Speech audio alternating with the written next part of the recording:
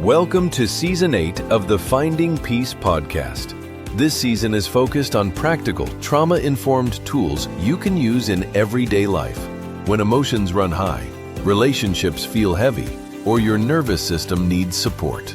Short episodes designed to help you find more peace, joy, and connection, one moment at a time. Please welcome the host of the Finding Peace podcast, bestselling author, psychotherapist, and speaker, Troy L. Love. How we wake up matters more than what we accomplish throughout the day. A lot of morning routine advice is built around productivity. Wake up at 5 a.m., drink water, do a workout, journal for 3 pages, meditate for 20 minutes, read 10 minutes of a book, make your bed, review your goals, crush the day. And for some people, this is really motivating. But for a trauma-shaped nervous system, a high-pressure morning routine can feel less like support and more like another demand. Before the day has even begun, the body is already being told, perform, improve, catch up, don't fall behind. And that can activate the very stress response we are trying to take care of. The trauma-informed morning does not begin with pressure. It begins with safety. It begins with orientation. It begins with helping our body understand, I am here, I am now, I have choices, I do not have to sprint into the day. Peace starts before effort. There was a time in my life when mornings felt like a race that I had already lost. My eyes would open, and before my feet even touched the floor, my mind was already scanning for problems. Who needs me today? Did I forget something? What email am I having to respond to later? What crisis might show up? What are my kids going to eat for breakfast? What am I already late on? And like many people, I would then reach for my phone. Not because it helped me feel better. Actually, it usually made me feel worse. I would check messages, emails, notifications, maybe the news, go to social media and waste a lot of time zooming through that for a while. And within a few minutes, my nervous system had already left the room. But my body was still in bed, and my mind was in 10 different places. I was responding to people who were not present. I was anticipating problems that hadn't actually happened yet. I was comparing myself to other people's curated lives. I was absorbing information before I had even taken one conscious breath. And then I would wonder, why am I so anxious right now? Why am I so irritable? Why am I so overwhelmed? Or emotionally flat before the day had even started. At the time, I thought the problem was that I needed more discipline. I thought I needed more routine, so I would build one. I would decide, tomorrow I am going to wake up early, exercise, journal, pray, meditate, read, plan my day, and become an entirely new person before 7 a.m. And then, when I couldn't sustain that, my shadows of shame would march out and tell me what a piece of crap I am. But eventually I started to realize something important. My mornings did not need more pressure. They needed gentleness. They needed a rhythm that spoke to my nervous system before speaking to my calendar. Because the first question of the morning is not, how much can I get done today? Ha ha! The first question is, what state am I bringing into this day? Am I entering the day from panic, from collapse, from resentment, from dread, from urgency? Or am I helping my nervous system begin from steadiness? That shift changed the way that I thought about mornings. A trauma-informed morning routine is not about becoming a machine. It's about becoming present. When we wake up, The body naturally experiences a rise in cortisol. Cortisol is not bad. It's part of how the body wakes, mobilizes energy, and prepares us for the day. But for people with trauma histories, chronic stress, anxiety, burnout, attachment wounds, or nervous system sensitivity, the morning can become a vulnerable transition. We are moving from sleep into consciousness, from unconsciousness into awareness, from stillness to responsibility. And if the first thing your body encounters is urgency, noise, light, comparison, conflict, or pressure, our system may interpret the day as a threat before it has any evidence that it is safe. That is why rushing can be so activating. Rushing tells the body, we're not okay, we're behind, we're in danger. Screens can do the same thing. Before our nervous system has oriented to the room, our phone can pull us into everyone else's needs, everyone else's opinions, emergencies, or expectations. And pressure can make it even worse.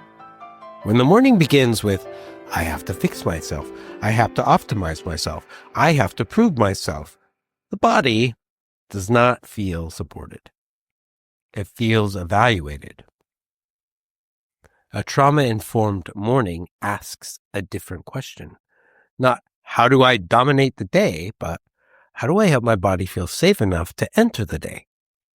There are 3 simple pieces I want to offer. The first is orientation. Orientation means helping our body locate itself in the present moment. Trauma often pulls us into the past or launches us into the future. The nervous system asks, what happened before? What could happen next? What should I be afraid of? Orientation gently answers, right now, I'm just here. So before you grab your phone, just be present. Notice your feet between the sheets.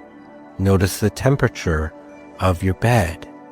Notice the light in the room. Let your eyes move around the room and just notice some things. Let your body feel things and just let it notice what it's feeling. We're not trying to force calm.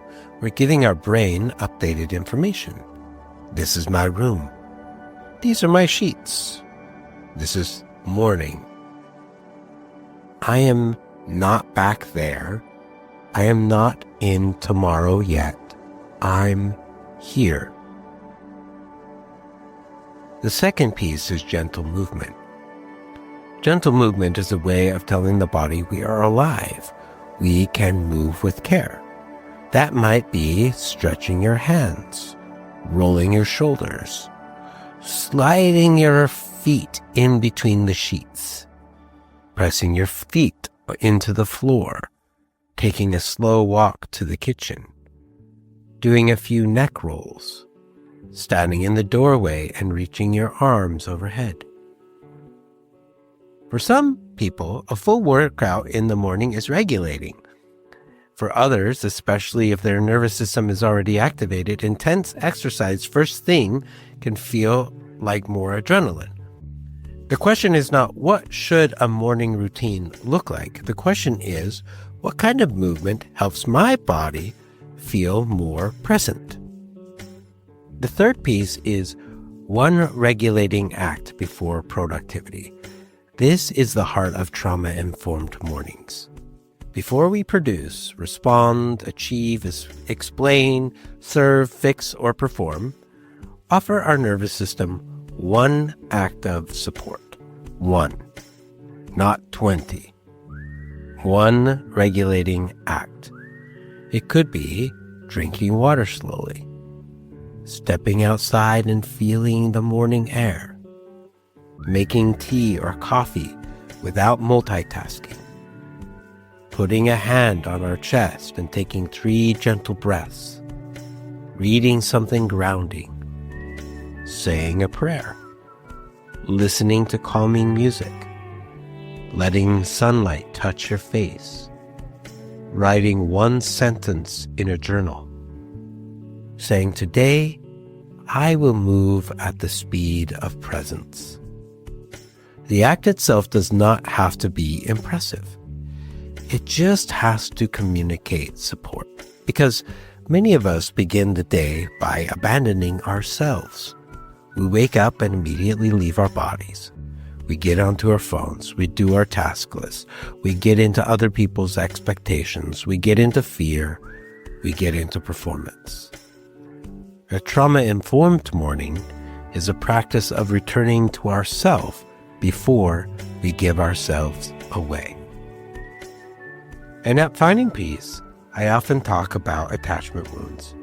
And morning routines can activate those wounds more than we realize. If we carry a wound of neglect, we may wake up and immediately ignore our own needs. If we carry a wound of abandonment, we make up with dread, loneliness, or a sense of facing the day alone. If we carry a wound of betrayal, we may wake up scanning for what could go wrong and who could possibly stab us in the back today. If we carry a wound of rejection, we may wake up already measuring whether or not we are enough. If we carry a wound of abuse, mornings may feel like bracing for impact. Or if we carry a wound of loss, mornings may remind us what is missing. So a trauma-informed morning is not just a routine, it is repair. It says, I am not going to neglect myself this morning. I am not going to abandon my body as soon as I wake up. I am not going to betray my sense of peace by handing my nervous system over to a screen. I am not going to reject myself for being human. I am not going to hurt myself with pressure disguised as discipline. I will not let loss have the first and final word of the day. This is not about perfection. There will be mornings when everything falls apart. There will be mornings when we oversleep, when the kids need us, when work starts early, when anxiety is already present, when grief is heavy, or when our body didn't seem like it got enough sleep last night. Trauma-informed mornings do not mean perfect mornings. It means compassion. It means choice-based. It means flexibility. It means we stop using routines as another way of shaming ourselves. The goal is not to have a perfect morning. The goal is to begin the day in relationship with ourselves. There are a couple of things that we might be able to try in the morning. One is asking ourselves 3 gentle questions. Instead of reaching for our phone, we check in with our body and we ask, what is my body feeling right now? And then we ask, what is my heart carrying this morning? And then we ask, what is one compassionately kind thing I can offer myself before the day begins? Another exercise that we might want to try is something called Before I Do, I Receive. It is really simple. Before I do, I receive. Before I check my phone, I receive a breath. Before I answer a message, I receive the warmth of my coffee or tea. Before I open my calendar, I receive the support of the floor beneath my feet. Before I start solving everyone else's problems, I receive one moment of care for myself. This matters because many of us wake up and immediately go into doing. We do responsibility, we do urgency, we do productivity, we do breakfast, we do caretaking, we do problem solving, we do performance. And somewhere along the way, we forget to receive. We forget to receive breath. We forget to receive nourishment. We forget to receive stillness. We forget to receive kindness. We forget to receive the simple truth that we are human before we are useful. For a trauma-shaped nervous system, this is important, especially important. Trauma often teaches the body to stay ready to respond, to explain, to prevent conflict, to manage someone's mood, ready to avoid danger, ready to perform well enough to be safe. So the morning can become another survival response. The alarm goes off and the body says, go, hurry, fix, prove, don't fall behind. But healing asks us to practice a different rhythm. First receive, then respond. Receiving isn't the opposite of responsibility. Receiving is what allows responsibility to come from a regulated place. When I receive first, I'm not abandoning the day. I'm entering the day with myself. That may look like one slow sip of water before I look at a screen. It may look like letting the shower be warm before I start rehearsing every conversation I need to have today. It might look like stepping outside for 30 seconds and letting the morning air touch my face. It might look like placing a hand on my chest and saying, I am allowed to begin with care. It might look like eating something before I drink my coffee. It might look like prayer. It might look like stretching my body. It might look like reminding myself my worth is not measured by how quickly I become productive. The practice isn't complicated. Before we do a thing for the day, receive a thing from the day. Receive light. Receive breath. Receive warmth. Receive support. Receive quiet. Receive nourishment. Receive compassion. Receive presence. And then do the next right thing. Because when we begin with receiving, the nervous system hears something new. It hears, I do not have to earn care.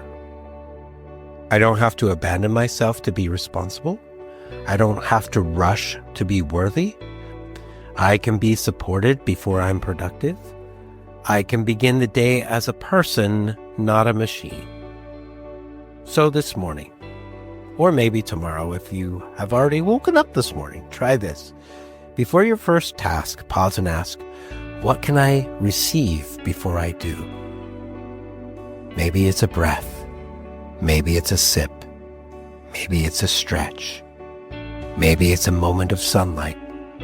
Maybe it's a sentence of kindness. And let that be enough. Not because it's this magic wand that fixes everything, but because it teaches our body a new beginning. Before I do, I receive. Before I give, I'm allowed to be given to. Before I carry the day, I let myself be held. Before effort, peace. Before the roles you play and the assignments that you have waiting for you and the responsibilities that you will need to accomplish, there's a moment in the morning where you can turn toward yourself and say, I'm here. I matter. I am worthy of love. My peace is not something I earn after everything is done. I am a being of light, and I am worthy of love, and I have gifts that the world is waiting for me to share.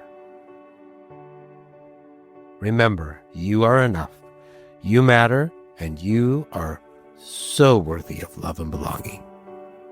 Have a beautiful morning and a spectacular day.